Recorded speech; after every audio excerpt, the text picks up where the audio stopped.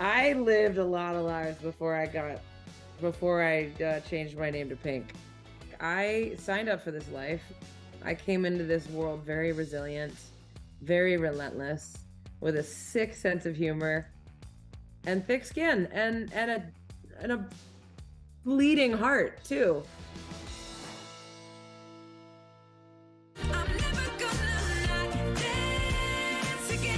Started on this like 3 years ago, I feel like 2.5 years ago, maybe. Never Gonna Not Dance Again was the first song I wrote for the album. I figured if the world's ending, then I just want to dance. The idea was that you're on the beach in a bathing suit and your kids ask you to play and you don't because you don't want people to see you in your bathing suit, and you waste a wonderful memory. You waste the opportunity to make a wonderful memory on living in your head and being insecure. And we do that in so many different ways. And then you have a worldwide pandemic, or your kid gets sick, or you lose a parent, and you're like, none of this stupid stuff in my head actually matters. So I called Max Martin and I was like, we have to write the best song we've ever written, no pressure. And it's going to be called Never Gonna Not Dance Again. And then we did that. And I think so much happens in a day, let alone a year, let alone two. This album is sort of, each album I make is a snapshot of that chapter in my life.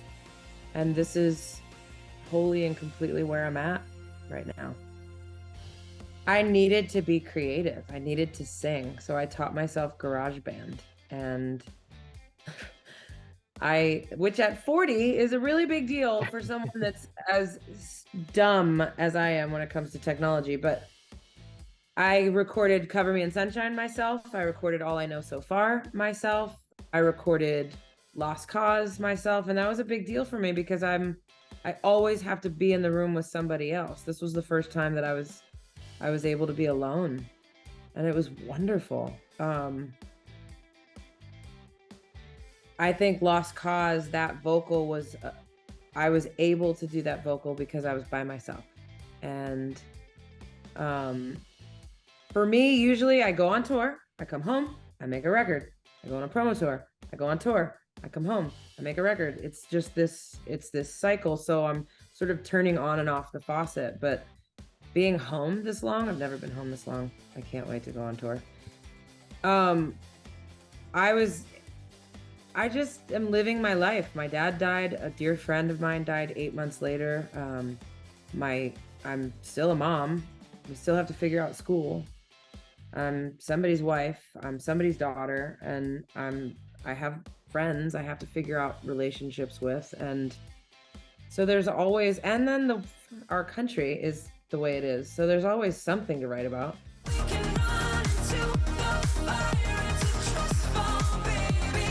I'm very unique in the fact that I get to think about, is there something I should be hanging from when I'm singing this? Maybe this requires something being built. Once you get to fly, why would you not? I mean, my mom was like, are you ever going to stay on the ground? I was like, yeah, I'm going to stand there and lip sync. Sure, that sounds fun. No, why would I stay on the ground if I don't have to?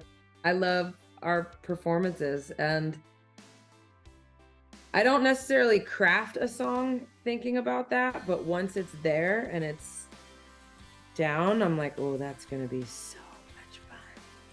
And I think TRUSTFALL is going to be, I Am Here on the last record became sort of that church experience for me on tour. Surprisingly, I had no idea. I did not see that coming. That was like a full-blown release for everyone in the room. It was just a catharsis and a letting go. And I think TRUSTFALL is going to be that as well.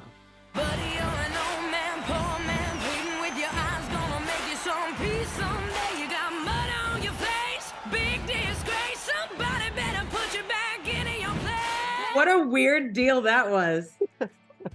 What the hell? And Enrique Iglesias and Queen, like, what are we doing? Also, you're Pepsi, right? You're flying us to Rome to shoot in a fake Coliseum down the street from the real Coliseum. Why are we here? We could have gone to Canada. I don't understand. I'm like, that's Pepsi money. For a while, everything I saw that was really fancy, I was like, no, that's Pepsi money. And also my love for Britney. Like, I've always felt like a big sister to her, even though people think that line and Don't Let Me Get Me was picking on Britney Spears. Actually, I was very supportive in Britney's life, and she was always carrying around one of my CDs, and like I'm very protective of her, and she's the sweetest person in the world. And that sort of solidified my protector, like big sister deal, was being with her then and seeing who her team was and meeting her parents. Yeah, I just love that girl. And I love working with Queen. Going in the studio with Brian May and Roger Taylor in your early 20s, you're like, I'm rad. I don't care what anybody says, I'm rad. I'm very much the organizer of this house. I mean, I have to be. I have to pack for tour and plan the tour, so I have to be able to do a lot of things. So yeah, I mean, I'm super intentional about all of it. I did not know I was going to have a family. I didn't picture that for myself because I was terrified that I would be a terrible mother. But when I had kids, they also say, your career's going to be over. And how are you going to tour and whatever. But oh my God, being a mom is the most incredible thing I've ever done. And I love it. I love it. It's shocking how responsible I've become. Like, I was in charge of snacks for last week's basketball game. I threw a party yesterday for Willow's entire middle school, 50 families. I'm chaperoning her Valley-wide dance next Friday.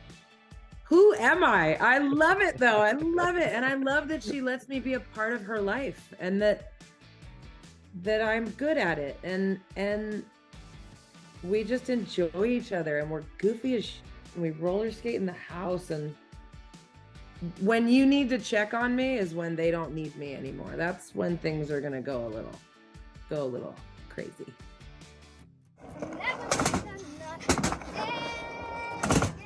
They're both into skateboarding. Willow is in every kind of dance class you could imagine. She takes singing lessons. She went through a phase of where she thought she would go to the Culinary Institute of America, Hyde Park, New York. And I was like, well, that's a cool life. And now she's over that. And now she wants to possibly be an actor and go to Juilliard and be on Broadway. And I thought, well, that's a cool life.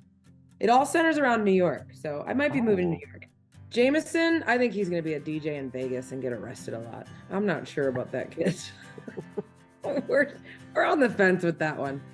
He's cute. He's charming. He's funny. And we're in trouble. We're all in trouble. He loves to dance, but like breakdance, and breakdancing, skateboarding, and basketball is his jam right now. When your kid gets sick, or someone very close to you is sick, or you lose a parent, or you get sick yourself, like, it really distills down what actually matters. And for me, I need one thing. I really wish for one thing, which is I want to see my kids grow up and be okay. That's all I want. I don't need anything else. Nothing else. And you become more intentional about how you spend your time. And if I'm going to do anything, it's got to be really, really important.